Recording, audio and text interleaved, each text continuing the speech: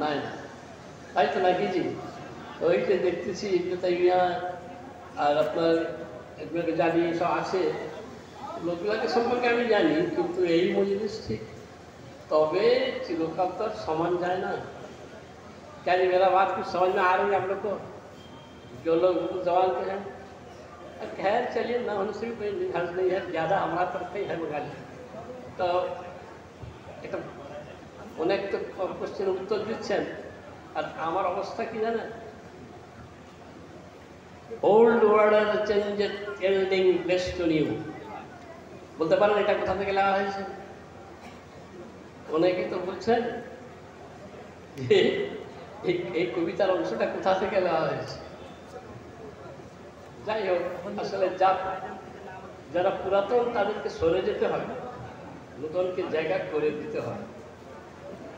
যে কথা হচ্ছে যে আপনারা এই প্রোগ্রামটা যদিও ইসলামিক ওই রক্তিমের সঙ্গে কথা হচ্ছিল, আস্তে আস্তে কেউ ইসলামী কালচারের বিরোধী বলবেন না, ওটা বলা ভুল। ইসলামী কালচারের বিরোধী নয়। আপনি যখন যেখানে থাকবেন তাকে সেইভাবে চলতে হবে। মৌলানা আবুল কালাম আজাদ যখন ভারতের স্বাধীনতা সংগ্রাম শুরু হলো, একটু সুন্দর 5-7 মিনিট টাইম দিবেন তো। স্যার সৈয়দ আহমদের নাম শুনেছেন? ইনি প্রথম একটি কলেজ তৈরি করলেন, অ্যাংলো ওরিয়েন্টাল কলেজ।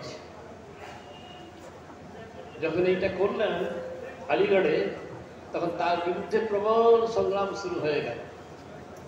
আগ্রাবাদী আর জামাতুল হিন্দের অনেকেই এর প্রতিবাদ করেছে খুব মামলায়।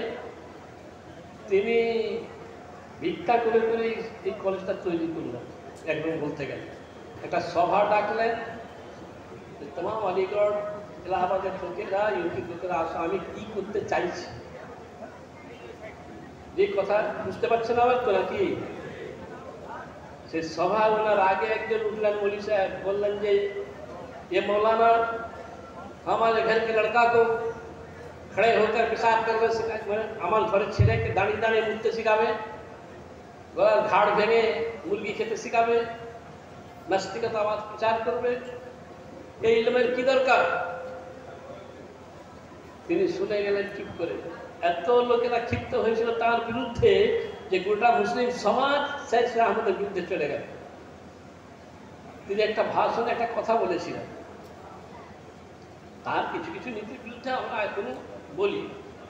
তিনি বলেছিলেন, হে মুসলমান, তোমরা জবাব দাও তো, যদি কোনো একটা হিন্দু একটা ইট ভাটা করে, তো সেই ইট ভাটা থেকে ইট দিয়ে কি তুমি মসজিদের কাজে লাগাতে পারো না? সেই ইট ভাটার ইট দিয়ে কি তুমি নিজের ঘরে লাগাওনি?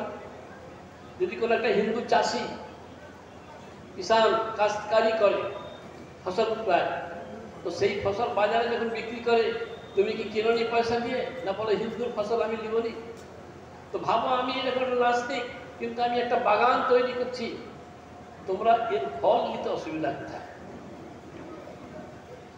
কথাটা দেখুন, ব্যাপারটা হচ্ছে যে প্রত্যেক জিনিস তার একটা সময়ের সঙ্গে সামঞ্জস্য রেখে চলতে হয়, না আপনি পারবেন না, ধ্বংস হয়ে যাবে, শেষ হয়ে যাবে। কিন্তু লাভটা কি হলো এই বিরোধিতার ফলে? ওই অ্যাংলো ওরিয়েন্টাল কলেজ, এর নাম জানেন তো এখন? আলিগড় ইউনিভার্সিটি, আলিগড় মুসলিম ইউনিভার্সিটি, এরই নাম ছিল অ্যাংলো ওরিয়েন্টাল কলেজ। এর প্রথম যে গ্রাজুয়েট বেরোলো সে একজন হিন্দু,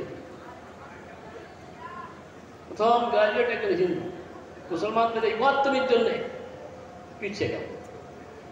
আমি সেদিন পেপার দেখছিলাম, এমনি পেপার পড়ার টাইম হয়নি আমার, দেখছি যে এখানে মুসলমান মেয়েরা মাথায় স্কার্ফ করে মেকআপ করার জন্য ওদেরকে কম্পিটিশন পরীক্ষা বসতে দেওয়া হচ্ছিল, পুলিশের পরীক্ষায়।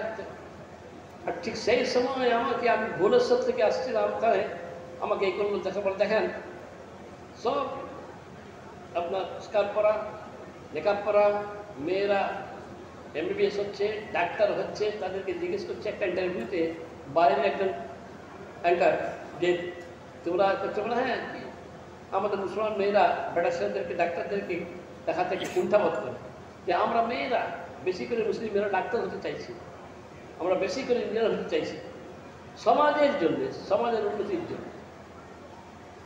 তা আপনাকে পরিবর্তন করতে হলো কিনা, চেঞ্জ করতে হলো না। উসুল ফিকহ মুসাল্লাম সুবুতে একটা ইবারত আছে, জরুরত তাগয়িরুল মাহজুরাত, জরুরত তাগয়িরুল মাহজুরাত, জরুরতের সময় মশলাকে তবদিল করতে হয়, পরিবর্তন করতে হয়। হারামকে হারাম নয়, কিন্তু যে মশলা পরিবর্তন করলে আপনার দিনে কোনো ভয় নেই থাকে। তো এই যে আজকে আপনারা এই যে কম্পিটিশনটা করতেছেন, এর দুটা দিক আছে। প্রথমে আমি চুপ করেছিলাম এসব করে কী হবে, কিন্তু না, একটা জিনিস এটা হচ্ছে যে আমি প্যান্ট শার্ট আপনি পরতে পারেন, কেউ বারণ করতে পারেন না, প্যান্ট শার্ট কোনো অসুবিধা নেই। কিন্তু সেই প্যান্ট শার্ট পরাতে যে আপনাকে আপনার বুকে ক্রুশচিহ্ন ঝুলিয়ে বেড়াতে হবে, এটা এমন জরুরি না। ওই প্যান্ট শার্ট পরতে হলে যে আপনাকে গির্জায় যেতে হবে, এটা কোনো জরুরি না। লেবাস এখানে গোড়ামি দেখা বেকুফি। তেমনি একটা কুইজ কম্পিটিশান, এখানে যদি আপনাকে জিজ্ঞেস করা হয় যে তুমি গায়ত্রী মন্ত্র বলো, তাহলে আপনি এখানে কিছু বলতে পারতেন না যদি কেউ এই লাইনে ওদের থাকতো। সেখানে আপনাকে ইসলামিক প্রশ্ন জিজ্ঞেস করতে হচ্ছে। হুজ্জতুল ইসলাম ইমাম গাজ্জালী রহমতুল্লাহ আলাইহি একটা জ্ঞানের ভাণ্ডার ছিল, যদিও কিছু কিছু মতবাদ, কিছু ব্যাপারে গোলমাল আছে, ইবনে তাইমিয়ার কিছু কিছু কথাকে আমরা স্বীকার করতে পারি না, কিন্তু তার মানে তো এ নয় যে আপনি বাদ দিয়ে দেবেন। যার যা জ্ঞান, সে জ্ঞান থেকে আপনি মধু দিতে আপত্তি কোথায় আপনার, কোথায়? তো এই কম্পিটিশান এই জন্যই করার কথা, যারা উঠতি জেনারেশন যেটা আসছে, যে জেনারেশনটা উঠে আসতেছে, এদেরকে বলুন তুমি দাঁড়িয়ে বলতে পারবে, কথা বলতে পারবে, কথা শোনাতে পারবে। এখন আপনাকে যদি ভারতীয় গণতন্ত্র, ভারতীয় সংবিধান সম্পর্কে ন্যূনতম জ্ঞান না থাকে, তাহলে আপনি ওখানে কি দাবি করতে পারেন যে আমিও একজন ইন্ডিয়ান সিটিজেন, যে এই দৃষ্টিকোণ থেকে আমার রাইট আছে? তাহলে ভাই একটা কথা বলে দিই, এইগুলা মত থাকবেন না।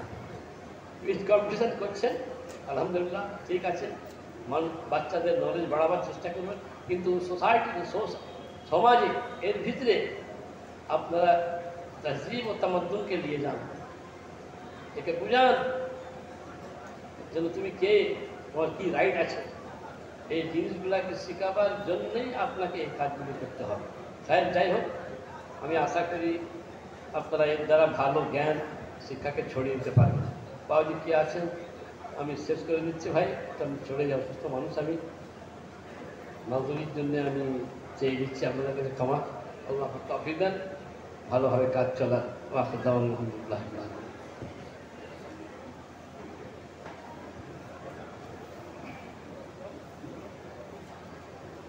উঠবেন না, একটু মেহরবানি করে বসেন, একটু আমরা 2-3 রাউন্ড বাকি আছে।